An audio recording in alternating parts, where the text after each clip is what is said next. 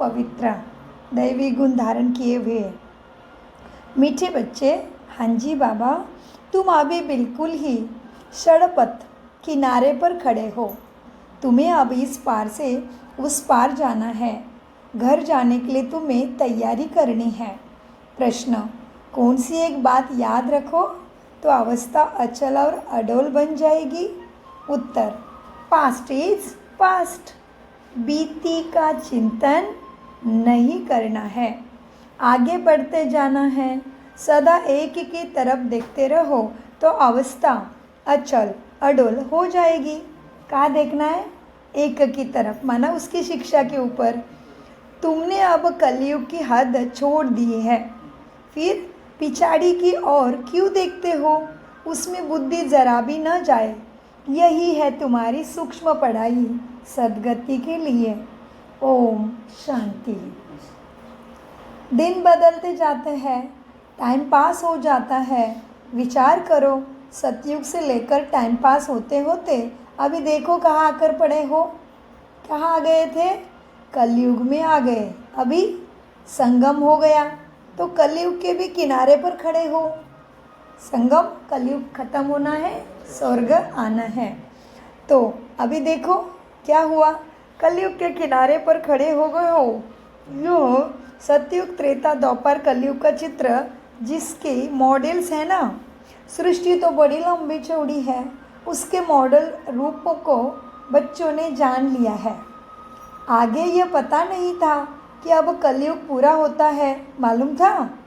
मालूम था कलयुग पूरा होना है? नहीं मालूम था, अब मालूम पड़ा है। तो बच्चों को भी बुद्धि से सतयुग से लेकर चक्र लगाए कलयुग के अंत में किनारे आकर ठहर जाना चाहिए। तो बुद्धि पीछे पीछे नहीं जानी है, टाइम वेस्ट हो जाएगा। तो सुदर्शन चक्र घूमता रहे। सामना समझना चाहिए। क्या क्या समझना है? समझना चाहिए टिक टिक होती रहती है टाइम की, माना टाइम रुकेगा नहीं। ड्रामा फिरता रहता है, बाकी क्या हिसाब रहा होगा? ज़रा सा रहा होगा, आगे पता नहीं था। अभी बाप ने समझाया है, बाकी कोना आकर रहा है। अभी कलयुग का थोड़ा समय रहा है। इस दुनिया से उस दुनिया में जाने का अभी बाकी थोड़ा समय है। ये ज्ञान भी अभी मिला है। ज्ञान क्या हुआ? अभी मिला। हम सतयुग से लेकर चक्र लगाते लगाते अब कलयुग में अंत में आकर पहुँचे हैं। अब फिर वापस जाना है। आने का और निकालने का गेट होता है ना, आने का और निकलने का गेट होता है ना, यह भी ऐसा है। बच्चों को समझाना चाहिए। क्या समझाना है? कि बाकी थोड़ा किनारा रहा है कलयुग का। यह पुरुषोत्तम संगम युग है ना, तो अभी हम किनारे पर है। बहुत थोड़ा समय रहा है। अब इस पुरानी दुनिया से ममत्व निकालना है। थोड़ा समय रहा तो क्या करना है? ममत्व निकाल देना है, नहीं तो ये दुख देगा ममत्व। थोड़ा समय रहा है तो ममत्व निकाल देना है। अब तो नई दुनिया में जाना है ना, समझानी तो बहुत सहज मिलती है। ये बुद्धि में रखना चाहिए, चक्र बुद्धि में फिरना चाहिए। अभी तुम कलयुग में नहीं हो तो कहाँ हो? संगम पर है। बहुत अच्छा, तुमने इस हद को छोड़ दिया है, फिर उस तरफ वालों को याद क्यों करना चाहिए जबकि छोड़ ही दिया है ना। हम पुरुषोत्तम संगम युग पर है, पिछाड़ी में देखे भी क्यों देखे पीछे मुड़ मुड़ के? बुद्धि योग विकारी दुनिया में से क्यों लगा रहे? निकाल देना चाहिए बुद्धियों को उधर से, विकारी दुनिया से। विकार दुख देंगे ना। ये बड़ी सूक्ष्म बातें हैं समझने की। बाबा जानते हैं कोई तो रुपए से एक आना भी ज्ञान नहीं समझते हैं। क्या करते हैं? सुना और भूल जाते हैं। तुमको पिछाड़ी तरफ नहीं देखना है, बुद्धि से काम लेना होता है ना। हम पार निकल गए, फिर पिछाड़ी में देखे ही क्यों? Past is past. बाप कहते हैं, कितनी महीन बातें समझाते तुम्हें बाप, फिर भी बच्चों का कंधा पिछाड़ी में ही क्यों लटक जाता है? कलयुग तरफ लटका हुआ है। बाप कहते हैं कंधा इस तरफ कर लो बच्चे, वो पुरानी दुनिया तुम्हारी काम की चीज़ नहीं है। बाबा पुरानी दुनिया से वैराग्य दिलाते हैं, नई दुनिया सामने खड़ी है, पुरानी दुनिया से वैराग्य। विचार करो, ऐसे हमारी अवस्था है अभी। बाप कहते हैं बच्चे पास्ट इज़ पास्ट, पास्ट में टाइम वेस्ट नहीं करना चाहिए, बीती बात को चिंतन नहीं करो, पुरानी दुनिया में कोई आश नहीं रखो। अब तो एक ही आस ऊंची रखनी चाहिए कि हम सुखधाम के लायक बने, हम सुखधाम चले। और वही तो पास्ट की बातों को चिंतन करने से साइंटिस्ट साइंस भी कह रहा है तुम्हारे ब्रेन में हार्मोन्स नहीं, अच्छे हार्मोन्स क्रिएट नहीं होंगे, टॉक्सिन जमा होगा, क्रिएट होगा, माना विषारी पदार्थ जमा होंगे और वो हमारे शरीर के एक एक अंग को तकलीफ देंगे, पूरा वृद्ध करेंगे जल्दी। उम्र से पहले ही हमारे अंदर के टिश्यूज़ वृद्ध होने लगेंगे, तो बाहरी उसका प्रभाव दिखेगा। और हम हमेशा पॉजिटिव में रहेंगे, आत्मा के कोई भी गुणों में स्थित करते होते जाएंगे, तो हमारे अंदर की टिश्यूज़ माना ब्रेन में मेलेटोनिन ही क्रिएट होगा। तो उससे क्या होगा, हमारी टिश्यूज़ वृद्ध नहीं होगी, हमेशा रीजेन्युएट होके उम्र है 40 लेकिन दिखेगा 30 जैसा। इसीलिए पास्ट में नहीं जाना, ये साइंटिस्ट भी बोल रहा है। सो बी पॉजिटिव कहते हैं ना साइंस में भी। तो बाबा ने तो ये बातें 90 साल से बता के रखी है, उसके ऊपर अभी अनेक रिसर्च करके साइंस भी प्रूव कर रहा है। तो मीठे बच्चे देखो, अब तो एक ही आश ऊंच रखनी है, क्या हम सुखधाम के लायक बने और चले। इसलिए उस दिन भी हमें सेवा का जो इतना सुंदर अवसर दिया बाबा ने, सौभाग्य दिया, वो हमारा पहले रखा था लेक्चर। उसके बाद उसको साइंटिफिकली डॉक्टर ने समझाया कि कैसे पिनियल ग्लैंड के ऊपर मेडिटेशन का असर होके पिनियल ग्लैंड हार्मोन्स क्रिएट करती है मेलाटोनिन, जो बहुत अच्छा काम करता है और उससे सारी ही नर्वस सिस्टम सिस्टमेटिकली चलती है। सो उन्होंने बोला 37 बिलियन ट्रिलियन सेल्स है ना, वो डाइट स्लो होती है, जवान रहती है मेडिटेशन के कारण। इसलिए हमारी दादियों के चेहरे पे 104 वर्ष की आयु है, फिर भी रिंकल नहीं, चेहरा ऐसा का ऐसा ही दिख रहा है। वो मेडिटेशन, अभी मेडिटेशन का साइंटिस्ट प्रूव कर रहा है। तो मीठे बच्चे, तो हम कितने लकी है ना, हमारा बाबा तो सबका ही राजा है। साइकोलॉजी लो, न्यूरोलॉजी लो, डॉक्टरलॉजी लो, साइंस लो, विज्ञान लो, हवामान तंत्र लो, जल वाला तंत्र लो, कुछ भी लो, बाबा ने पहले से सारे तत्व सिंपल भाषा में बता के रखे। बच्चे आत्मा अभिमानी बनो, माना क्या करे, आत्मा के गुणों में स्थित रहो, बस ये आसान कर दिया था। तो मीठे बच्चे, अब हमें सुखधाम में चलना है, बुद्धि में सुखधाम ही याद रहना चाहिए। बुद्धि में क्यों, फिर बुद्धि क्यों इधर उधर जाती है, पिछाड़ी में क्यों लेके जाते हो बुद्धि को। तो बाबा बार बार पिछाड़ी कहता है, मतलब बाबा को हमारे भाव समझ में आ रहा है कि बच्चे बार बार मन को व्यर्थ में लेके जा रहे हैं। इसलिए बाबा इशारा देते हैं, अनेक बार वही बात रिपीट की, क्योंकि बच्चे उस पर अभी तक काबू नहीं कर पा रहे होंगे। बाबा कहते हैं पिछाड़ी में नहीं फिरना चाहिए बुद्धि को। हाँ, पिछाड़ी से कोई शिक्षा ले लो, पिछाड़ी जो भी घटना हो गई, जो भी परिस्थिति हो गई, जो भी गलतियाँ हो गई, जो भी तुम्हारे ऊपर किसी ने कुछ किया, तो उससे शिक्षा ले लो, ताकत ले लो, आगे बढ़ो। परंतु बहुतों की पीठ मुड़ ही जाती है। अभी तुम हो पुरुषोत्तम संगम युग पर, पुरानी दुनिया से किनारा कर लिया है, यह समझ की बातें हैं ना। कहाँ ठहरना नहीं है, कहाँ देखना नहीं है, बीती को याद नहीं करना है। बाप कहते हैं बच्चा आगे बढ़ते जाओ, पिछाड़ी में नहीं देखो। तुम्हारा श्वास समय संकल्प बहुत कीमती है, एक तरफ ही देखते रहो, तभी ही क्या होगा, तुम्हारे अंदर गुण ज्ञान शक्तियों की धारणा होगी। हलचल में, देहाभिमान में, माया के चंगुल में नहीं आएंगे। तो क्या करना पड़े, एक ही तरफ देखते रहो, एक से ही सुनो, एक को ही याद करो, बार बार दूसरी व्यर्थ बातों को याद नहीं करो, एक तरफ ही देखते रहो, तभी ही स्थिति अचल स्थिर अडोल अवस्था रह सकती है। उस तरफ देखते रहेंगे तो पुरानी दुनिया के मित्र संबंधी आदि तरफ बुद्धि जाती रहेगी, वही याद आएंगे। हाँ, यहाँ नंबर 1 नंबरवार बच्चे भी हैं, लेकिन नंबरवार भी है। आज देखो बहुत अच्छा चल रहा है कोई बच्चा, कल माया ने गिरा दिया, गिरा तो दिल एकदम हट जाती है, ज्ञान ही नहीं सुनता है। ऐसे ग्रहचारी बैठ जाती है जो मुरली सुनने की दिल ही नहीं होती है। विचार करो, ऐसा भी होता है। कल अच्छा चल रहा था, आज मुरली में प्यार ही खत्म हो गया। बाप कहते हैं तुम अभी संगम पर खड़े हो तो रुख आगे रखना चाहिए ना। आगे है नई दुनिया, खुशी खुशी खुशी खुशी, आनंद ही आनंद है आगे। अब बाकी सड़पथ बचा है, किनारा बचा है, बहुत समीप आ गए हो। कहते हैं ना, अभी तो अपने देश का झाड़ देखने में आता है। कहते हैं ना, जब प्रवास में जाते हो तो खुशी होती है ना कि मेरा देश आने वाला है, तो उसी नशा में रहो। थोड़ी ना इधर उधर के दृश्य में फंस जाते हो, चलते हो तो आवाज़ करो तो झट वह सुनेंगे। तुम सबको जगाओ। किनारा अर्थात बिल्कुल सामने है अभी सुखधाम। तुम याद करते हो और देवताएं आ जाते हैं, आगे थोड़ी आते थे। सूक्ष्म वतन में ससुर घर वाले आते थे क्या? अब तो पियर घर और ससुर घर वाले जाकर मिलते हैं। फिर भी बच्चे चलते चलते सारी बातें भूल जाते हैं, बुद्धि योग पिछाड़ी में हट जाता है। बाप कहते हैं तुम सबका यह अंतिम जन्म है, पीछे नहीं हटना है, नहीं तो उधर ही जन्म लेके जाओगे। फिर अब पार होना है ना, फंसना तो नहीं है ना इस नरक में।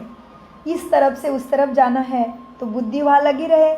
मौत भी नज़दीक होता जाता है, बाकी सिर्फ कदम तुम्हें भरनी है। याद के नाव किनारे आती है तो उस तरफ कदम उठाना पड़ता है ना। तुम बच्चों को खड़ा होना है किनारे पर, पीछे नहीं जाना है। तुम्हारी बुद्धि में है आत्मा, तुम्हारी बुद्धि में है क्या? आत्माएं जाती अपने स्वीट होम।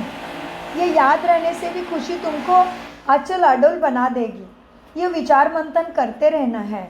बुद्धि है, यह है बुद्धि की बात। हम आत्मा जा रही है उस पार, बाकी नज़दीक सड़क पथ पर किनारे पर है, बाकी थोड़ा समय है। इसको कहते याद की यात्रा। यह भी बच्चे भूल जाते कि हम यात्री हैं। चार्ट लिखना भी भूल जाते, बाप को चार्ट भी नहीं देते। अपने दिल पर हाथ रख कर देखो, बाबा जो कहते हैं बच्चे अपने को ऐसा समझो कि हम नज़दीक किनारे पर खड़े हैं। ऐसी अवस्था हमारी हो गई है क्या? बुद्धि में एक बाप की याद आए। बाबा याद की यात्रा भिन्न भिन्न प्रकार से सिखलाते हैं। इस याद की यात्रा से मस्त रहना चाहिए। बस अब हमको जाना है। यहाँ सब कुछ झूठे झूठे संबंध है। मेरा सच्चा बाप आया है मुझे लेके जाने, सच्चा सतयुग का संबंध मुझे मिला है। अपने को देखो, हम कहाँ खड़े हैं। सतयुग से लेकर बुद्धि में यह चक्र फिरता रहे। याद करते रहो, तुम सुदर्शन चक्रधारी हो ना? क्या जी बाबा, तुम सुदर्शन चक्रधारी हो ना? सतयुग से लेकर चक्र लगाए आकर किनारे पर खड़े हो। किनारा हुआ ना? कोई तो अपना टाइम बहुत व्यर्थ गवाते रहते हैं। 5-10 मिनट भी मुश्किल बाबा की याद में रहते होंगे। सुदर्शन चक्र तो उनका फिरता ही नहीं है। सुदर्शन चक्रधारी तो सारा दिन बनना चाहिए। ऐसे तो नहीं हो। बाबा भिन्न भिन्न तरीके समझाते, कितनी युक्ति देते याद की यात्रा में रहने की। आत्मा की ही बात है। तुम्हारी बुद्धि में चक्र फिरता रहता है, बुद्धि में ये याद क्यों नहीं रहता? रहना चाहिए ना। कितना सुंदर है तुम्हारा स्थिति का चक्र। अभी हम किनारे पर खड़े हैं। कितनी बार बाबा ने एक ही बात रिपीट की है, मतलब हम बहुत भूल रहे हैं, इसलिए बाबा वही बात रिपीट कराते हैं। जैसे हम स्कूल में बच्चों को डालते हैं, उसको ए ही लिखने नहीं आ रहा है, हम उसी को हाथ पकड़ के लिखो ए एप्पल, ए एप्पल। जब तक वो लिखता नहीं है तब तक हम बार बार हाथ पकड़ते हैं ना। बाबा सेवा कर रहे हैं। मीठे बच्चे, बुद्धि में ये याद क्यों नहीं रहता? अभी तो हम किनारे पर, हाँ, जबकि सब जानते हो हम पुरुषोत्तम बन रहे हैं, तो याद की यात्रा से ही बनेंगे ना। जू मुआफिक चलते ही रहो। एक्चुअली जू माना ये सिंधी शब्द है।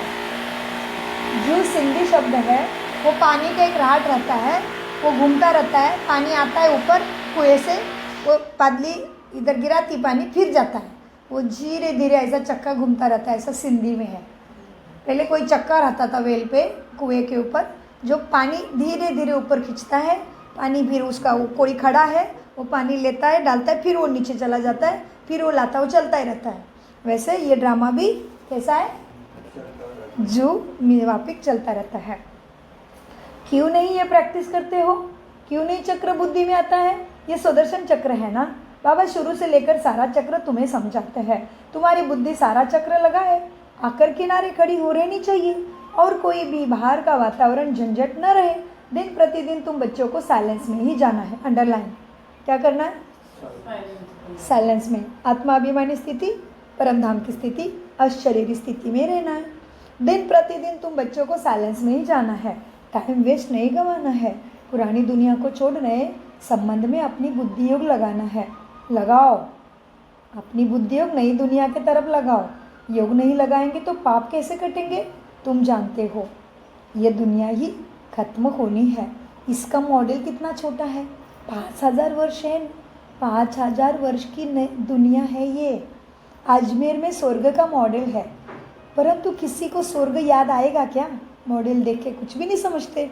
वो क्या जाने स्वर्ग क्या है? समझते स्वर्ग तो 40,000 वर्ष के बाद आएगा। बाप तुम बच्चों को सब समझाते हैं। इस दुनिया में कामकाज करते बुद्धि में यह याद रखो कि ये दुनिया तो अभी गई की गई। हम उसमें बुद्धि क्यों लगाए? हमें तो ऊपर उठना है, कुल का कल्याण करना है। तो ये दुनिया अभी गई की गई, कोई नहीं समझ रहा है। वो समझते 40,000 वर्ष पड़े, अब जाना है सबको। हम पिछाड़ी में खड़े हैं, कदम कदम जू मिसल चलता है ज्ञान का भी। मंजिल कितनी बड़ी है, बाप तो मंजिल को जानते हैं ना। कौन जानता है मंजिल को? तो हमें बताएगा ना। बाप की इच्छा क्या रहती? बच्चे मेरे सारे प्रॉपर्टी के और सुख के अधिकारी बने। तो बाप तो मंजिल को जानते हैं ना तुम्हारे। बाप के साथ दादा भी इकट्ठा है। दादा कौन है? ब्रह्मा बाबा। वो समझते हैं तो क्या यह नहीं समझ सकता है क्या? वो समझाता है बाप, तो ये नहीं समझेगा? यह भी सुनते हैं ना, यह भी सुनते हैं। क्या ऐसे ऐसे विचार सागर मंथन नहीं करने होता? बाप तुमको विचार सागर मंथन करने के लिए कितने पॉइंट सुनाते रहते हैं। ऐसे नहीं कि बाबा बहुत पिछाड़ी में है। अरे यह तो दुम लटका हुआ है, फिर पिछाड़ी में कैसे होगा ये ब्रह्मा? यह सब गुये गुये बातें धारण करनी होती है। बच्चे गफलत को छोड़ देना है। बाबा के पास 2-2 वर्ष के बाद आते हो, इतना देर से आते हो, क्या ऐसे करने से याद रहेगा बाबा? जल्दी जल्दी आना चाहिए, आते रहना चाहिए। क्या यह याद रहेगा? नज़दीक किनारे पर खड़े हैं, 2-2 साल के बाद आओगे, मुरली में देर से आओगे तो अभी जाना है। ऐसी अवस्था हो जाए तो बाकी क्या चाहिए? बाबा ने यह भी समझा है, डबल सिर ताज सिर पर नाम है ना, बाकी लाइट का ताज कोई वहाँ रहता नहीं है। ये बातें स्थिति की है, यह तो पवित्रता की निशानी है लाइट का ताज। तो जो भी धर्म संस्थापक है उनके चित्र के ऊपर भी लाइट दिखाते हैं, क्योंकि वो भी सत्व प्रदान क्या थे? पवित्र रहे, इसलिए उनको भी लाइट का घेरा दिखाते सिर के पीछे, क्योंकि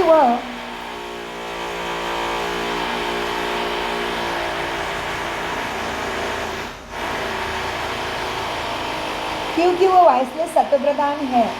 फिर रजो तमो में आते हैं। तुम बच्चों को नॉलेज मिलती है, उसमें मस्त रहना चाहिए। तुम भला तुम हो इस दुनिया में, परंतु बुद्धि का योग लगे वहाँ लगा रहे। इनसे इधर के लोगों से भी, करते हुए कर्मों से भी तोड़ निभाना है। जो इस कुल के होंगे वो झट निकल आएंगे, सैपलिंग लगना है। आदि सनातन देवी देवता धर्म वाले जो है ना, वो ज़रूर आगे पीछे यहाँ आएंगे। पिछाड़ी में आने वाले भी आगे वालों से तीखे जाएंगे।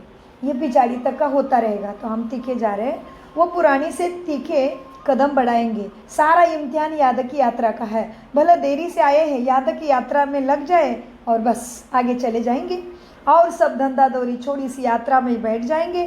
भोजन तो खाना ही है ना, अच्छी रीति याद में रहो तो इस याद से जो खुशी मिलेगी ना, इस खुशी जैसे खुराक कोई नहीं है। उससे खुशी से मेलाटोनिन ज़्यादा सीक्रेट होता है ब्रेन में। अच्छी रीति याद में रहने से इस खुशी जैसे खुराक नहीं। यह तात लगी रहे कि हम सदा याद में कैसे रहे। हम अभी जाने हैं 21 जन्मों का राज्य भाग मिलता है, तो लॉटरी मिलने वाले को कितनी खुशी चढ़ती है। 21 जन्मों की लॉटरी तुम्हें मिलती है तो कितने खुशी का पारा चढ़ा रहना चाहिए। तुमको बहुत मेहनत करनी याद की। इसको ही अंतिम अमूल्य जीवन कहा जाता है। अंडरलाइन, ये जीवन को क्या कहते हैं? अंतिम और अमूल्य जीवन, इसका मूल्य दुनिया में कोई चीज़ से नहीं लगा सकते हो, बराबर ही नहीं। इसको ही अंतिम अमूल्य जीवन कहा जाता है। याद की यात्रा में बहुत मज़ा है। हनुमान भी पुरुषार्थ करते करते देखो, स्थैर्य बनाना, बम्बर को आग लगी, रावण का राज्य जल गया। ये तो एक कहानी बनी है, ये तुम्हारी स्थिति का गवाह है, वर्णन है। बाप यथार्थ रीति बात तुम्हें सब बातें बैठ समझाते हैं।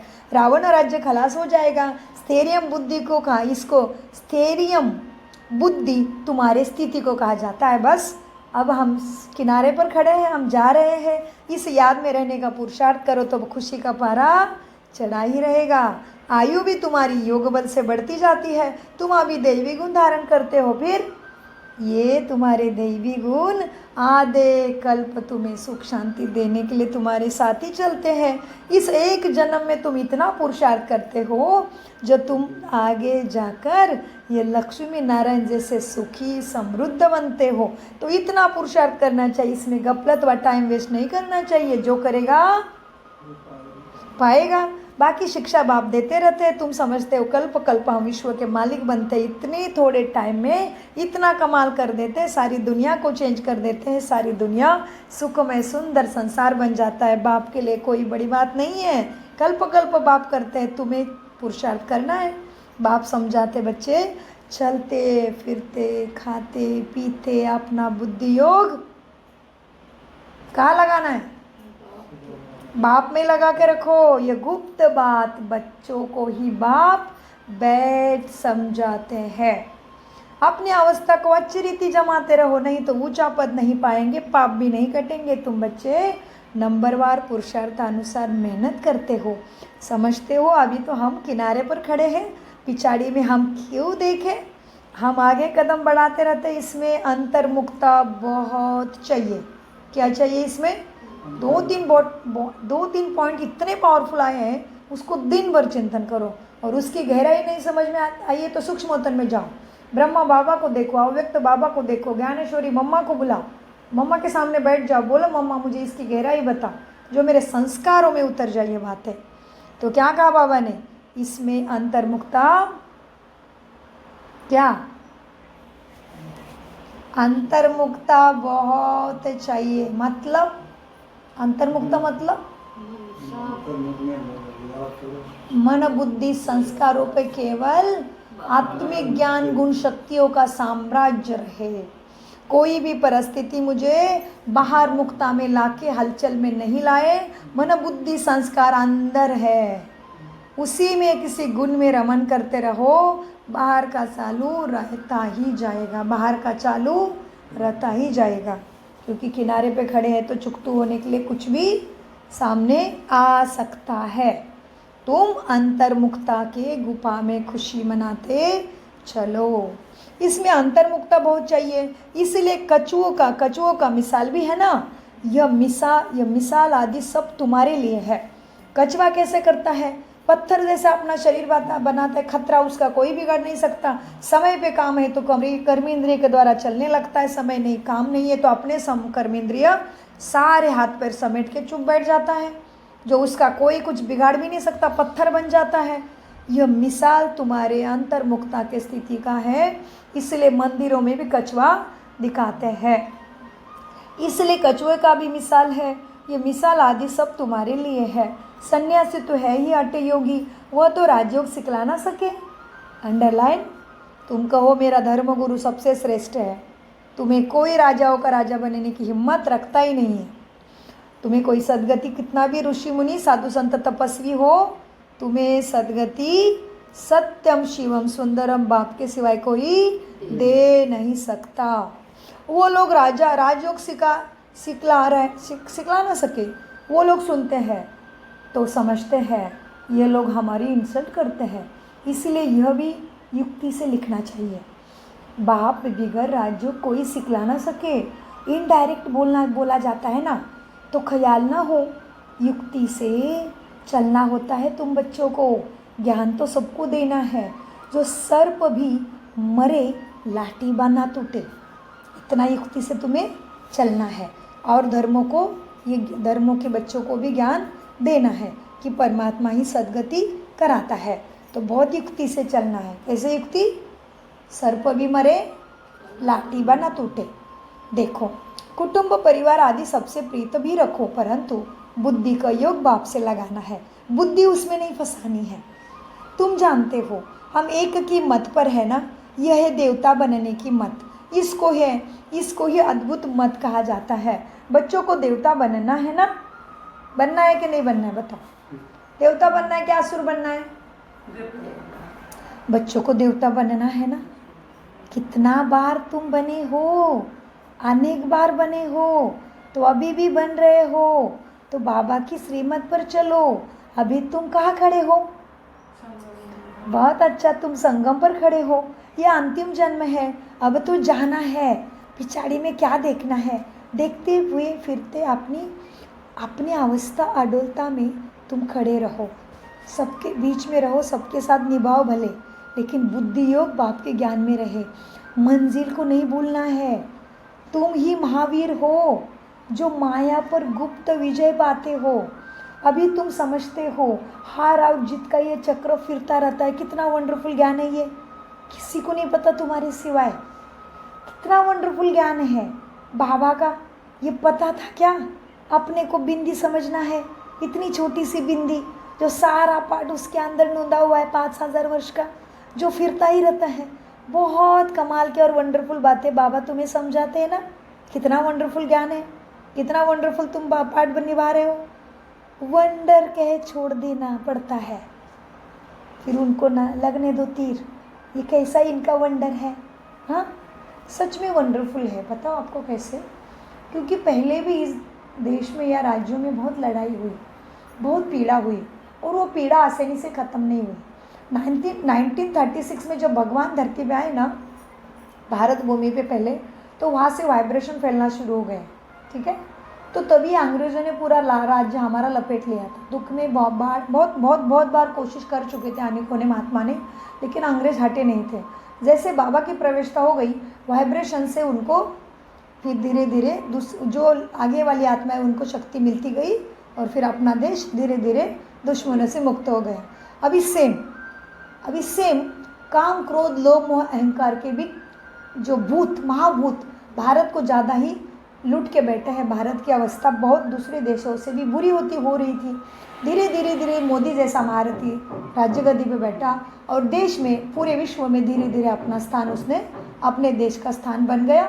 और दुश्मन चुप हद पे चुप बैठ गए, नहीं तो बहुत ज़्यादा नुकसान हो जाता हमारे मनुष्य को। ठीक है, तो इस तरह से बाबा के वाइब्रेशन से धरा धीरे धीरे रावण से, माया से मुक्त होके पूरा भारत ही हमारा पहले सुख में होगा, और फिर विश्व के सारे आत्माएं अपने दास्तान पे चले जाएंगी।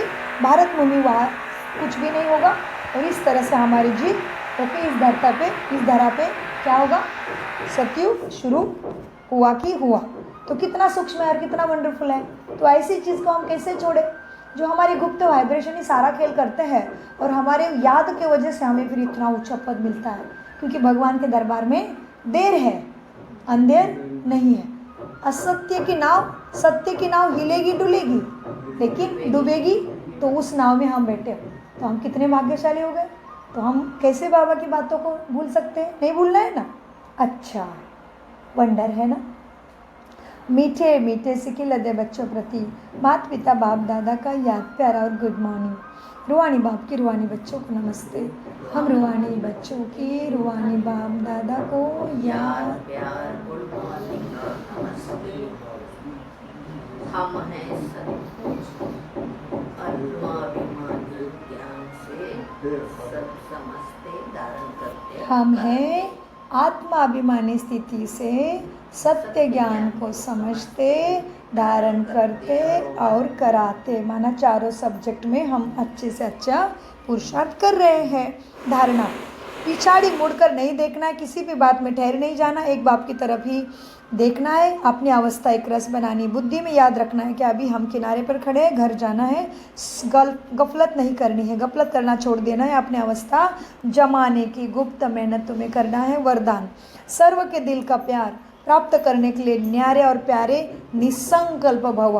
सर्व के दिल का प्यार सर्व का दिल का प्यार प्राप्त करने वाले प्राप्त करने वाले न्यारे और प्यारे निसंकल्प भव। न्यारे और प्यारे निसंकल्प हो। वरदान का विस्तार। जिन बच्चों में न्यारा और प्यारापन रहने का गुण है ना, वो निसंकल्प रहने की विशेषता है, अर्थात जिन्हें ये वरदान प्राप्त है कि सर्व के प्रिय बन जाते हैं, क्योंकि नारेपन से सबका दिल का प्यार स्वतः ही होता है। वो अपने शक्तिशाली निसंकल्प स्थिति व श्रेष्ठ कर्म द्वारा अनेकों की सेवा के निमित्त बनते हैं, इसलिए स्वयं भी संतुष्ट रहते हैं और दूसरे को भी कल्याण करते हैं। उन्हें हर कार्य में सफलता स्वतः ही प्राप्त होती है। स्लोगन एक बाबा शब्द ही सर्व खजानों की चाबी है, इस चाबी को सदा संभाल कर रखो। अव्यक्त इशारे, अशरीरी विधि या स्थिति का अभ्यास बढ़ाओ। 1 सेकंड में चोले से अलग तब हो सकेंगे जब किसी भी संस्कार की टाइटनेस ना हो। जैसे कोई भी चीज़ अगर चिपकी होती है ना, तो उनको खोलना मुश्किल हो जाता है। हल्के होने से सहज ही अलग हो जाते हैं। वैसे ही अगर अपने संस्कारों में ज़रा भी ईजीपन नहीं होगा तो फिर अशरीरी का अनुभव नहीं कर सकेंगे, माना आत्मा के गुणों को प्रैक्टिकल में नहीं यूज़ कर सकेंगे। इसीलिए ईजी और अलर्ट रहो। ओम शांति, ओम शांति, ओम शांति। मीठे प्यारे बाप दादा का अनगिनत पदम गुना शुक्रिया शुक्रिया शुक्रिया। कम बोलो, मीठा बोलो।